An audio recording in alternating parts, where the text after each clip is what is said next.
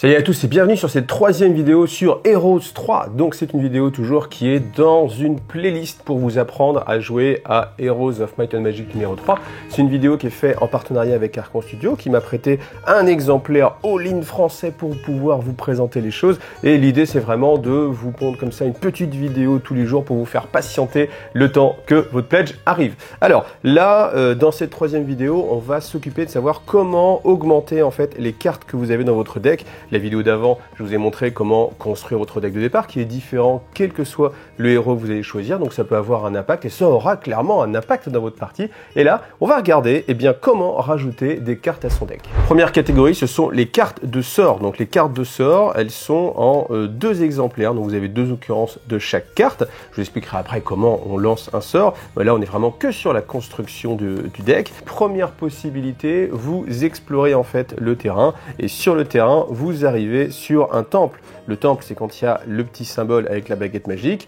En général, ça veut dire fouille 2. Alors fouille, à quoi ça correspond? À chaque fois que vous allez avoir le terme fouiller, 2, 3, 4, peu importe, ça va être le nombre de cartes que vous pouvez piocher dans la pile. Donc là, si j'ai fouille 2 en magie, je vais révéler les deux premières cartes de magie et je vais choisir celle qui m'intéresse pour la faire rejoindre mon deck.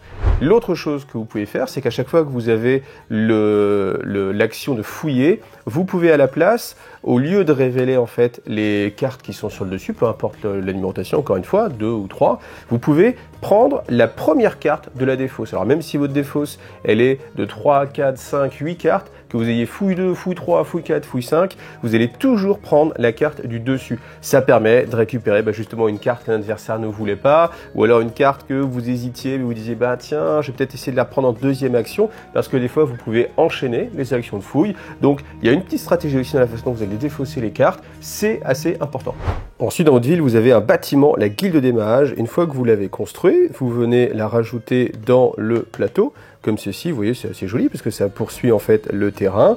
Et puis, vous avez accès, alors à la construction, vous pouvez fouiller 2 et le faire 2 fois, c'est-à-dire récupérer un total de 2 cartes magie. Et après, une fois construite, vous pouvez pendant votre tour payer 6 pièces d'or pour fouiller 2. Deuxième type de carte, ce sont les artefacts. On a envie d'aller chercher des artefacts. Alors les artefacts, vous les reconnaissez parce qu'ils ont toujours à chaque fois cette représentation avec un encadré avec l'image. Et puis vous avez le cadre de couleur qui correspond à la rareté de l'objet.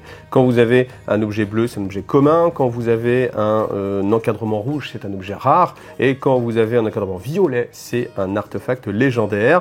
Donc à vous de choisir. Alors vous n'allez pas forcément choisir qu'en fonction de la rareté, parce que en fonction de votre style de jeu, de ce que vous avez envie de faire, et des artefacts qui vont vous donner plus envie ou pas. Première façon de récupérer les artefacts, c'est quand vous vous déplacez avec votre héros sur une case avec ce symbole là, vous avez la possibilité de faire une fouille 2 sur les artefacts. Ou alors à chaque fois que vous lancez les dés de trésor, si vous réussissez à faire le symbole artefact, et bien vous avez aussi la possibilité de faire une fouille 2. Troisième type de carte, ce sont les capacités. Les capacités, vous en avez déjà une qui est offerte naturellement par votre héros. Et après, eh bien, vous allez en avoir de différents types qui vont venir là aussi améliorer les compétences de votre héros, soit au combat, soit en diplomatie. La diplomatie, c'est très fort. Ça permet de récupérer des créatures adverses ou neutres. Ça, c'est vraiment très très bien. Mais vous avez voilà pas mal de petites choses. À noter que sur certaines, quand vous avez le petit symbole ici, c'est réservé par exemple à certaines factions.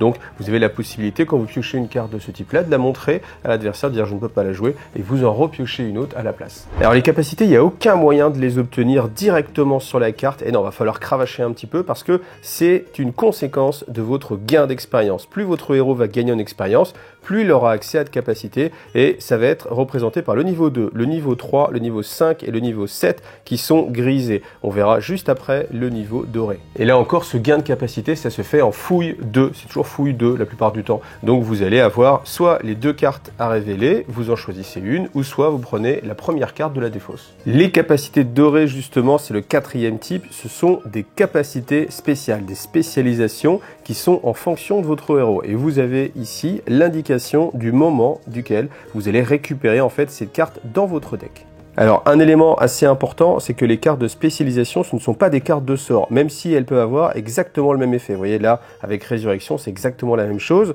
sauf que les sorts, on va être limité pour le nombre qu'on peut jouer par tour, alors que les cartes de spécialisation, on n'est pas limité. Donc on peut faire les deux, même si on a le droit de lancer qu'un seul sort par tour. Et voilà, c'est pas plus compliqué que ça. Vous savez maintenant comment récupérer les cartes au fur et à mesure du jeu, et c'est vraiment une part importante de votre quête. Vous avez vraiment envie de gagner des compétences. On verra aussi après que ça vous apporte aussi d'autres bonus, et vous avez envie d'explorer, d'avoir des artefacts. Ça fait partie du jeu, Je pense que c'est le sel de Heroes 3, c'est de pouvoir améliorer comme ça au fur et à mesure, eh bien, les petits équipements, et que ce soit différent aussi d'une partie sur l'autre. On va pas avoir toujours le même arbre d'évolution pour les héros. Ça, c'est aussi une très bonne chose. Voilà. Si cette vidéo vous a plu, n'hésitez pas à liker comme d'habitude, et puis je vous invite à regarder la playlist tout en haut pour voir, eh bien, toutes les vidéos de cette série. Merci encore à Archon Studio et merci à vous. Allez, à bientôt. Salut à tous.